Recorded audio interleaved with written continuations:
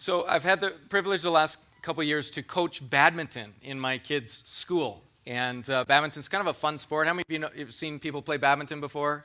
Well, yeah, deal, right? And so it's been a part of my world for a long time. I actually used to coach it when I was in high school. I coached the junior high kids. Now I'm an old guy and I still get to coach it. And it's a lot of fun. One of the things we do in our league here in Moose Jaw is we gather once a week for what we call City League Nights. And at City League Night, the whole, a group of kids gets together and they all get to play each other. And a lot of people come and crowded gym. And it's a lot of fun. And one of the things I look forward to every City League Night, for last year and this year, is there's one particular young lady, one high school student who comes to those nights. She's not on my team. I don't get to coach her, but she comes. She actually attends this church. And when she walks into the gym, it's an amazing thing. It's almost like the whole gym lights up. You ever met somebody like this who can almost light up a whole room just by walking into the room? And she'll walk into the room and just start greeting people. And I mean, she's just a high school student, just a young person, but she'll greet her friends, and she'll greet the coaches, and she'll greet the folks working the evening, and everybody she meets, she thanks them for being there and for doing their jobs, and she encourages them and has a little word to say, and then she'll get out on the court and start playing badminton, and she does the same thing while they play. You just watch her do it. She's encouraging the person she's playing against. It's hilarious to watch, She's telling her opponents when they're making a good shot and finding out about their day and how they're doing. And actually, one of the students that I have, it's her first year this year playing, and she went out and played this young lady who shines so brightly, and came back and I said, how'd that game go? How do you like playing so-and-so? And she goes, oh, I love that. That is so fun. She makes me laugh, and we have so much fun playing together. It is fascinating. In fact, we're finishing up this week after doing this for several weeks, and they handed out their medals this week to the ones who won, the big deal, right? City championships. And so these three girls win medals, gold, silver, bronze. And one of these girls is this young lady who shines so brightly. And as they finish getting their picture taken with their medal, they all look at each other and big smiles on their faces, and they all gave each other a hug. Which, you might think, oh, that's so sweet. But that's craziness, man. I have played badminton for like 20 plus years. I ain't never given one of my opponents a hug. Never, right? Like, those are the people I'm trying to beat, or, right?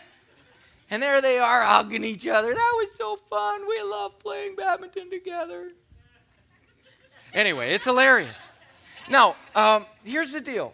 All of us are called to influence and to shine brightly. And when I watch that young lady do that, I'm just blown away by it. And of course, we don't all have the same gifts, and we're not all called to do it in the same ways. But when I see that, I think, God, help me to shine brighter with my life. A guy named John Maxwell, he's written over 70 books and has sold 20 million of them. And it's all on this topic of leadership, right? Leadership. And sometimes I wonder, how does John Maxwell sell 20 million books about leadership? Like, how is that possible? Are there really that many leaders in our world? Because, if everybody's leaders, if there's that many leaders, where's the followers, right? And how does this work? But actually what Maxwell has done is he's made his mark by redefining leadership. And this is what John Maxwell will tell you over and over and over and over again if you'll read his books. He keeps saying this. Leadership is not a position. Leadership is, anybody read his stuff? Leadership is influence, is what he says. He defines it as influence. And he says, because leadership is influence, everybody has influence. Everybody is a leader in that sense, at least, right? Everybody is making a difference to the people around them. And here's reality. You are right now, right where you're seated. You're influencing. Did you know that? Just by coming this morning, you influenced. Certainly the way you guys sang today. Influence. Man, I stood up here, and there's a couple of times as we were singing together that I just stopped singing so I could listen to the congregation sing these songs over me. I was like, this is powerful. You were influencing. And you're doing it whether you know it or not, and you can't even help it. You're doing it whether you want to or not. Every moment you're around somebody else, you're influencing the people that you're around, for good or for bad. And I know when I hear that, I kind of go, yikes. Because I know for me, I'm not always the best influence. I'll just be honest. Sometimes I get in an environment and I start complaining, or I get grumpy. I know that never happens to any of you, but once in a while, it happens to me, right? I can get sometimes caught up in my own world. Sometimes I can get focused on a task or on an agenda that I have, and I can be inconsiderate of the people around me. Sometimes I could not even, sometimes my wife will say, did you notice so-and-so seemed down today? I'll be like, nope, not at all, right? I was in my own little world there. And I'll tell you, when I think about it, I just think, wow, I'd like to get better at bringing God's life and light with me everywhere I go. I'd like to get better at being a positive influence in everything I do. And that sounds all nice and sweet, but there is a foundation where this is coming from. And it actually is because 2 weeks ago, I preached a message to you called, Are You Prepared for This? And I didn't know it at the time, but that message is becoming kind of a series, what we would call around our church an equipping series, a series to help us be better at making a difference in other people's lives. And this is what we talked about 2 weeks ago. We said, you were made for a purpose. You were made to live for things bigger than yourselves, beyond yourself. And all of us sense this on the inside. We want a mission to live for bigger than ourselves. We all want that. And God made us that way because God is a God of mission himself. He's a God who's on a mission, and he has a mission. It says in 2 Corinthians 5:15, he died for all, that's speaking about Jesus, so that those who live should no longer live for themselves, but for him who died for them and was raised again. And that passage goes on to say, God is working to reconcile the world to himself. Our world is broken and messed up and dark and all of these things. And the reason it's that way is because the God who is life and light and healing and joy and peace, the God who is all those things, everything you want and need wrapped up in one person, the God who is those things has been rejected. He's been pushed away. And wherever God is, there is life and light and healing and joy and peace. And wherever God is not, there is darkness. There is brokenness. There is mess. And we live in a world where God has been pushed back, been rejected. That's what sin is. The essence of sin is saying, God, I don't need you anymore. Thank you very much, right? I'm going to go my own way. And so what God does with human beings in our sin, he doesn't just look at us and go, yeah, they rejected me. Too bad for them. Oh, he chases us down, right?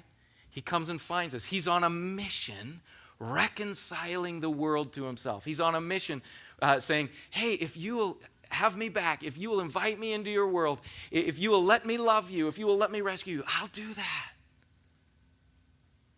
But then here's the wild thing in 2 Corinthians chapter 5. It says not only is God doing that, but we, those of us who've been reconciled to God, we are his ambassadors.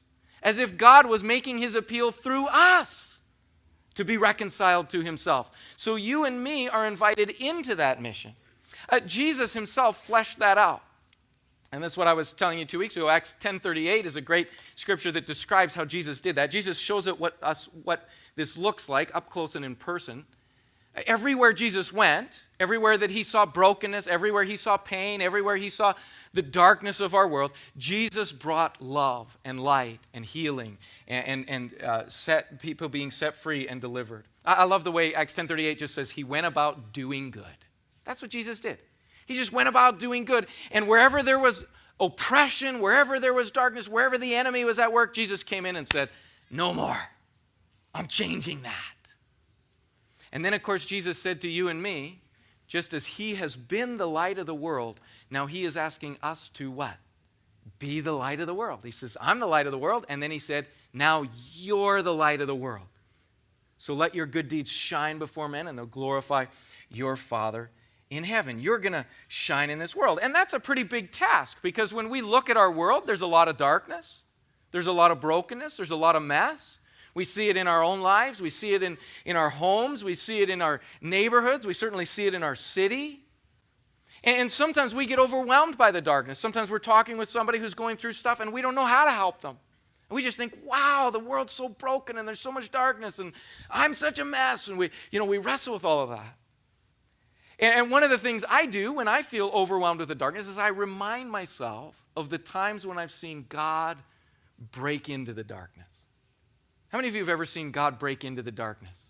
Yeah, man, it's such a beautiful and wonderful thing when God does that. When God breaks into situations that seem hopeless, that seem so broken that there's no way out, and yet somehow God makes a way. God turns a heart. God changes a person's life. And you watch this transformation take place, and you just go, whoa, only God. Whoa, there's light coming into the darkness. There's what our God can do. And so sometimes I just have to remind myself, that's what our God does.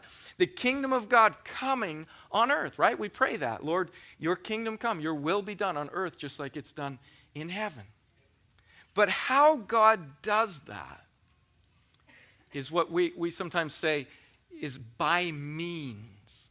In other words, sometimes we think, okay, God, let your kingdom come, let your will be done. And then we don't really reflect on how God is going to bring his kingdom, or how he is going to get his will done.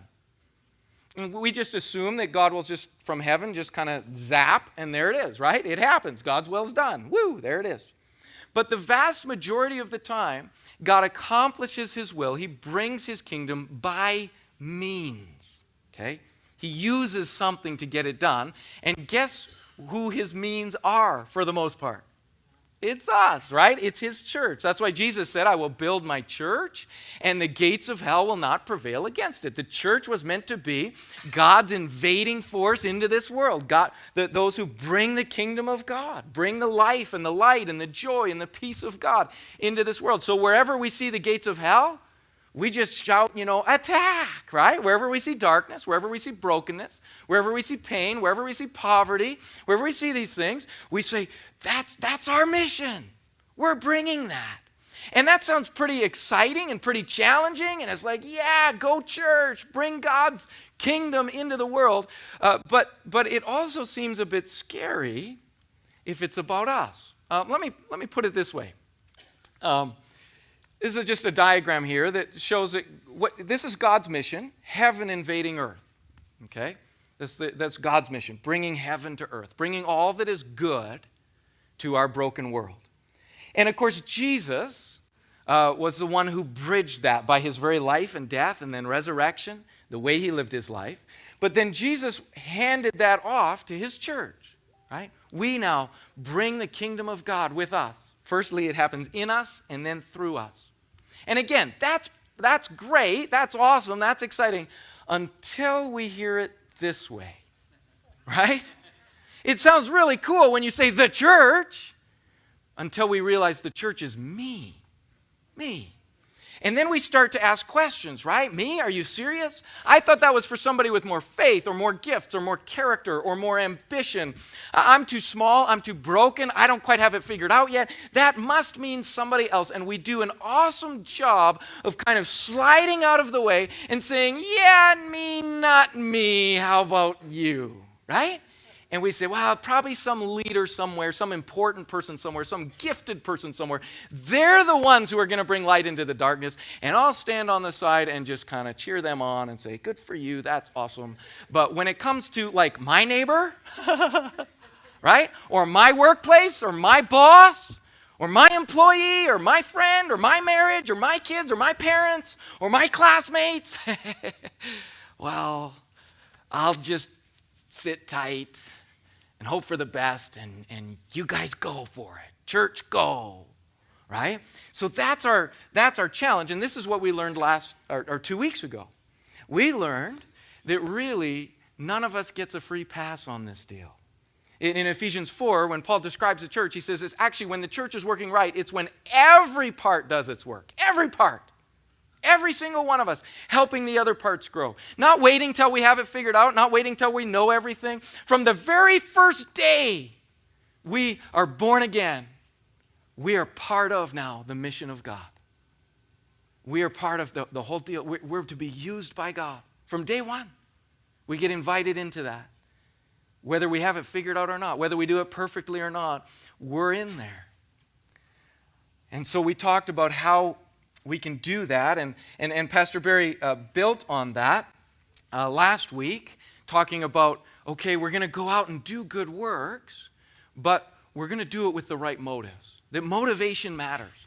And motivation matters because why we do it influences how we do it. But motivation also matters because we need the kind of motives that are sustainable and that will actually move us to action. So Pastor Barry talked to us about Titus chapter 2, where it talks about one of the motives for what we do is the grace of God, right? That we see the grace of God in our own lives. We see what Jesus did for us, and we say, wow, that makes me want to do the right things right now. And then we also look at the return of Christ. It's kind of like we look back to the grace of God and we look forward to the return of Christ. And with those two things, we do in the present, right now, what is right, because we have these motivations strengthening us, encouraging us, pulling us on, exciting us in our journey in serving God. So here's what I want to do with the time that remains today. I want to offer you a few ways that we can increase the shining of our lives. Because again, this is challenging stuff. This is the kind of stuff that again, we're tempted to just go, oh no, somebody else. But the reality is every time you go anywhere, every time you wake up in the morning, right, you're starting your influence. And as we live our lives, we're doing this whether we like it or not. So it would be wise of us to get better at it as we go. And all of us can get better. So I'm just going to offer you 3 questions that will help you and I increase our shine. This is like a buffer, okay? We'll buff ourselves up so that we shine brighter with our lives. That be all right? Everybody okay? You're all here? Okay, so here they are. Hey! So here's number 1. The question number 1 is, who am I becoming? Who am I becoming? It's a question about character. In 2 Corinthians 9, Paul talks about the influence he wants to be. He says, when I was with the Jews, I lived like a Jew to bring the Jews to Christ. When I'm with those who are weak, I share in their weaknesses because I want to bring the weak to Christ. Yes, I try to find common ground with everyone, doing everything I can to save some. So he's just saying, I want to be an influence, right? Everybody I meet, everyone, I want to influence them towards Christ. I do everything to spread the good news and share in its blessings. Man, this is what I want to do. Don't you realize that in a race, everyone runs, but only one person gets the prize? So run to win. All athletes are disciplined in their training. They do it to win a prize that will fade away, but we do it for an eternal prize. That's awesome, Paul. He says, man, I want to have an eternal influence on this world. I get to be a part of bringing eternity to bear in people's temporary lives. And so, man, this is an intense deal. This is like an athlete training for a cause, right? For a prize. This is a big deal. But look what Paul says next about how he's going to be an influence. He says, so I run with purpose in every step. I'm not just shadow boxing. I discipline my body like an athlete, training it to do what it should. Otherwise, I fear after preaching to others, I myself might be disqualified. He says there's a very real possibility as I think about my influence in the world and making a difference in everybody else's life, that the reality is if that's not coming from an authentic heart, that I'll just be faking it. I'll just be putting it on. It'll be hypocritical. It'll be me trying to change everybody else without me being changed myself. And Paul goes, really, if there's going to be change, it's going to have to what? It's going to have to start with me. That's just always the way it is. And when we're working on our character, what happens is who we are has more influence than actually what we say. Isn't that true? Who you are speaks so loudly sometimes I can't hear what you say. Isn't that right?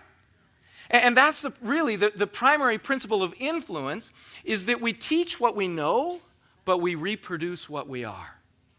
We teach what we know, but we reproduce what we are. We know this as parents. How many of you know as parents, kids do not always do what you say? Oh, yeah, see? Now you're with me, right?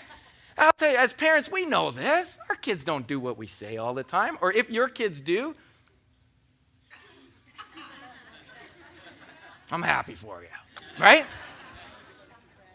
But yeah, they don't. But you know what our kids do more often than not? Rather than doing what we say, they do what we do. And when we see our kids doing something that we don't like, we're like, where did you learn that? And then we think, ooh, darn it, I know exactly where they learned that, right? They learned it from me. Ooh, ouch, right? That's why the number one rule of child training is you must first become what you want your children to be. Now, I should just pause there and mention parents, because sometimes we can put ourselves on a whole guilt trip. Our kids do make their own choices, okay, and they do walk their own path. So there is that grace. But understand this. This is still the number one rule of influence, of making a difference. Who I am, it's my character that I carry with me into every relationship, into every circumstance that really has a powerful influence. Look at the way it says it here in 1 Corinthians 15:33. Do not be deceived. Bad company corrupts good character. Isn't that an interesting statement?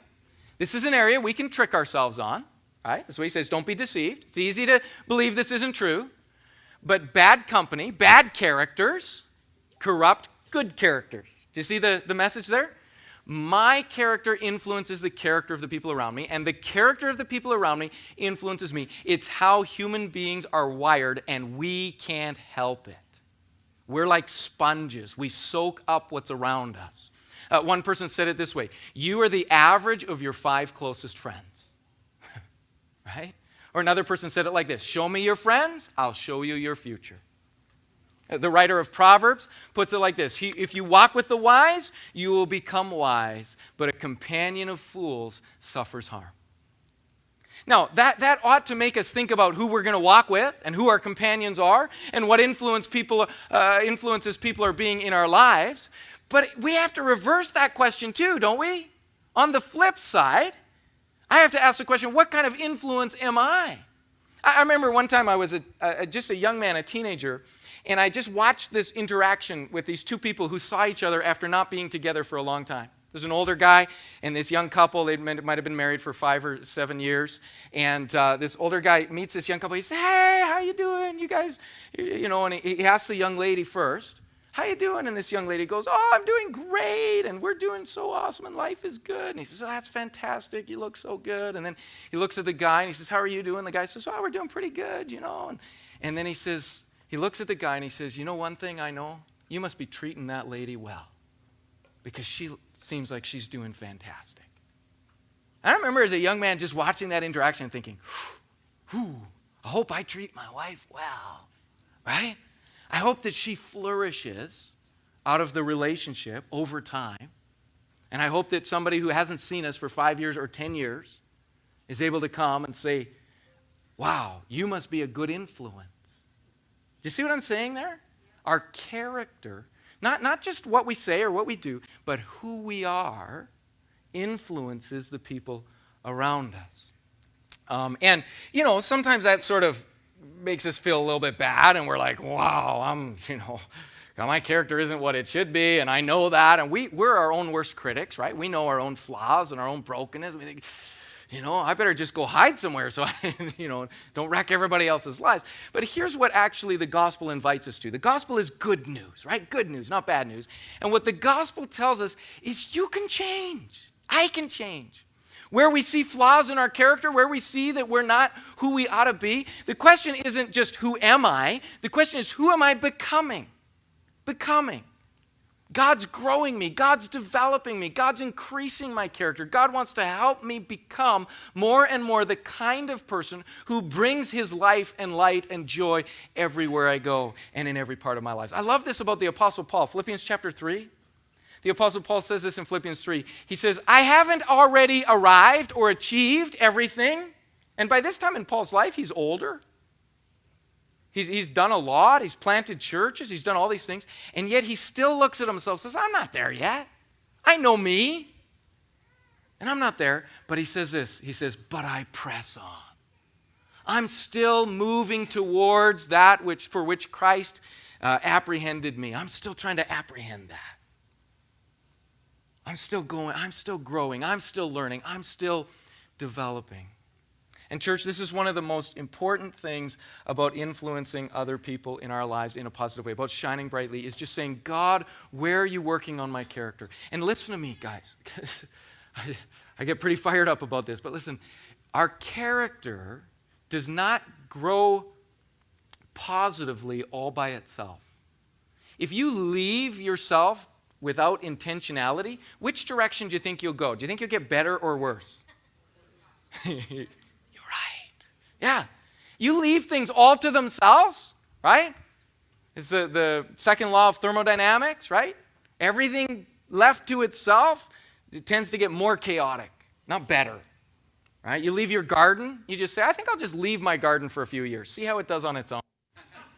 Maybe it'll organize itself and just grow beautifully and do wonderfully all by itself. Yeah, maybe not, right? Maybe not. That's not going to work. It's the same with our character. It takes intentionality. We have to go after our own character development, but with intentionality, we can become, and again, God is in the business of transforming lives. So we engage that journey, and as we engage that journey of becoming, and just one more beautiful thing about this, and I'll move on, but one more beautiful thing is God uses changing lives to change lives. Isn't that a cool thing? You don't have to have it all figured out. You don't have to get your character perfect. God uses changing lives to change lives. Not perfect lives, not perfect character lives, but people who are growing, people who are on the journey, moving in the right direction. Those are the vessels of God to bring transformation into other people's lives. So that's question one. Who am I becoming? Question two, to help us shine bright, is who am I influencing? And I think it's helpful here to name who God is calling us to influence. One of my prayers is, Lord, let every person I come in contact with today be better off today because I came in contact with them. But that's a pretty generic prayer. And without specificity, hope I said that right, without specificity, without being specific about who we're influencing, what happens is, again, we lose the intentionality piece. So I love how Paul in 2 Corinthians 9, I love how he says, when I was with the Gentiles, I did it this way in order to reach the Gentiles. When I was with the Jews, I did it this way to reach the Jews. When I was with the weak, I did it this way in order to reach those who were weak. He knew who it was that God was calling him to be an influence to, and then he named those people so that he could be intentional about his influence. And let me just give you kind of a fun, silly example of this, but I do something I call consumer evangelism. Okay, consumer evangelism. You're like, what is that? What's consumer? What I do is I try to always shop or do business at the same places so that I can actually get to know the people who I shop from or do business with, build relationships with them, and hope to be a positive influence on their lives. Kind of a neat idea, hey? So actually, if you work at a store or at some place and you keep seeing me showing up there, I'm not just shopping. Right? I'm there because I'm like, wonder if I can get to know your name and know what's going on in your world a little bit. My wife just the other day went for a haircut at a place she doesn't normally go for a haircut. And she finished up she came home and she told me this story. She finished up her haircut and she went to pay. And as the lady put her in to pay, her name came up on the computer right beside my name. And the lady goes, oh, you're Dan Goddard's wife. Oh. And then all the people who work there were like, he comes in here for a haircut. He gets all 3 hairs cut every once in a while, you know. Yeah. But I do. I go in there for a haircut quite regularly and get that well done. And I actually try to intentionally, this is a great chance. You got this audience, right? So you just sit there and visit away and try to listen to other people's worlds. Try to care. Try to remember for next time so you can go back and ask them about their world. And I actually, at this particular place, I try to get my hair cut by different people. And then the funny thing is in that environment, they all can hear your conversation anyway, right? And so, you better behave yourself, right? And be thoughtful. And you better tip well. Right, at the end of the day, is they going to talk? I'll tell you, that's just a silly little way to mention it, but here's the deal. If we could take the people that we think God is calling us to influence, and of course you take your closest relationships first and move your way out. But if we were intentional about those, it changes the way we relate. Those of you who are married, if you actually think to yourself, okay, I want to be a positive influence. How can I do that? If you have parents, ask yourself this question: how do I be a positive influence on my parents' life? Where are they at? What do they need right now? If you have kids, same question. If you're in school, you ask the same question about your classmates, about your teacher. If you're at work, you ask the same question about your coworkers, your employees, your boss. Name them, and then you walk into that place differently, don't you? You walk into that relationship differently. You walk in with intentionality, thinking, I want to be a blessing here. I want to shine here. I want to care in this space. You don't just walk in self-consumed. Oh, I'm going through this today. Oh, I got that. Right? We relate differently when we come in that way. Sometimes when I get to train pastors, I'll say to pastors, hey, folks, Jesus died for people. Not for our programs, not for our buildings, not for our ministries. If you serve in our church somewhere, maybe you serve stacking chairs, or you serve watching babies in our children's ministry, or whatever, we remind ourselves of this in our service. Jesus didn't die for those chairs, right? As important as it is, or if you run the sound system, Jesus didn't die for the sound system. He died for people. And we do all this other stuff to facilitate loving, serving, influencing people well. And we have to remind ourselves of that, because why? Because if we forget that, we lose the intentionality of that, all of a sudden the chairs start mattering more than the people do. True enough? And that's not just true in ministry settings, that's true in every setting of life. Jesus didn't die for your job, he died for the people at your job. Right? He didn't die for your class, your school. He died for the people in your school. And so he didn't die for your house. He died for the people who live in your house. And we could go on and on that way. So, question 1, who am I becoming? Question 2, who am I influencing? Just name them. Name them. And then walk into those relationships with intentionality. And then the third question is, how is my connection with God? How's my connection with God? Which is actually a third who question. The who am I becoming is the who me. The who am I influencing is the who out there, and the how is my connection with God is the who up there, right? And in that person is the one who provides the light, right? He's the one who is light himself. So if I'm going to shine at all, it's not going to be on me. If you're going to shine at all, it's not because you're super awesome, bright, and amazing. No, it's because the one who is light is going to shine through you and I. Sometimes the way I remind myself of this is this: when I'm praying, I say, God, the best I could do for that person without you is damage. Boy, that's a sobering thought, isn't it? The best I could do, God, for my kids, for my wife, for my friends, for my church. The best I could do without you, Jesus, is damage. But with you, Jesus, with you, if your light would shine through me, if I could stay close to you. You ever gone for a walk with somebody in the dark and they held the flashlight? You ever gone somewhere with somebody in a dark place and they were holding the flashlight? You know what you want to do when they're holding the flashlight? You want to stay close, right? And if they get away from you, they get out ahead or something, you got to like, hey, I need you to come back. I'm kind of stuck here, right? I can't go anywhere. Tell you, when God, who is light, is with us in this dark world, we can bring light. We can shine light. And part of the deal with God is that we have to keep that connection fresh, would probably be the best way to say it. Remember Moses? He went up to the mountain. This is in the Old Testament. It's a great story about Moses. He goes up to the mountain, he meets with God, and when he comes back down, the Bible actually says his face shone. He was shining because he was around the one who is light. And then over time, that shining would be diminished. Here's the reality. When you spend time in the presence of God, God fills you with his life, with his light, with his peace, with his joy. And then you can offer that to others. Freely we receive, is the way Jesus said it, and then we freely give. So we have to keep that connection tight, that flow into our lives, that fresh time in the presence of God, so that we can pour out to other people's lives. Probably the best investment you could make in order to be a blessing to somebody else is to spend time yourself with Jesus. To just spend time in the presence of God. Because when you come out of the presence of God back into the world, you'll be able to serve, love, bless, because you'll be filled with a resource that's beyond your own, a supernatural resource.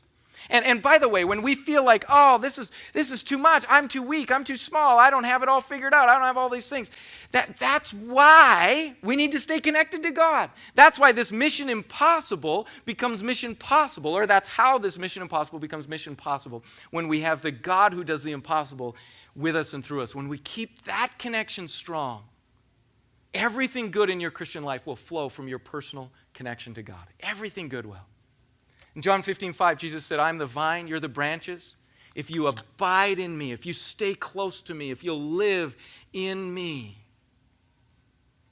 that will bring forth much fruit, or that will produce much fruit. For apart from me, you can do nothing. I love the way the Apostle Paul said this. He just said, I know the one in whom I've believed. I don't just believe in God, I know him. I know him. You know, there's a difference between believing in somebody and knowing that somebody. Believing in them acknowledges their reality, right? Knowing them is about a connection, a relationship. And I want to challenge us today as we close. How's it going with knowing God? Knowing God. How's it going with being connected to God? Sometimes my wife and I will say to each other, you seem far away lately. We don't mean we're physically far away. We're standing right next to each other. We mean we haven't connected well lately. How's it going with you and God there? Maybe you're here and you'd say, I don't know if I've ever felt connected to God. I don't know if I've ever really known God.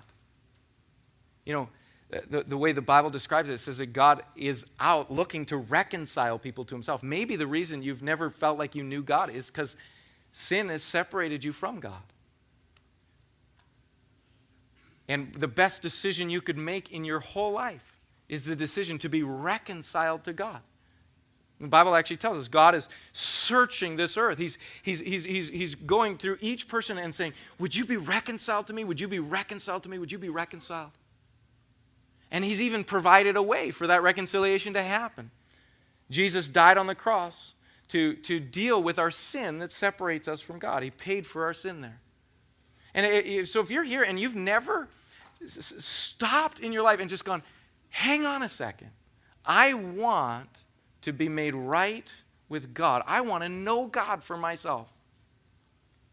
And Jesus, I'd like you to forgive me of my sins. That prayer, Lord, forgive me of my sins, isn't just so that you can be clean. It's, Lord, forgive me of my sins so that I can be reconciled, so I can be connected to, made right with the God who made me for himself. That'd be the best decision you can make with your life. So if that's you today, take that step today. Just go, man, I know I'm a sinner. I know I've messed up. I need a Savior. Jesus, would you save me? Reconcile me to my Father. And in that prayer, in that moment, you'll find a whole new life begins for you, a life of relating to God. Maybe you're here and you've already done that. Then I would just encourage you, walk in that relationship. Live in that relationship. Keep stepping into it. Keep clinging to God. Draw near to him every day of your life. And you can find all kinds of ways to do that. Through his word, through prayer, through gathering like this, through worship. But keep that relationship fresh. It's in the freshness of that relationship that the light of God will shine on you, and then the light of God will shine through you.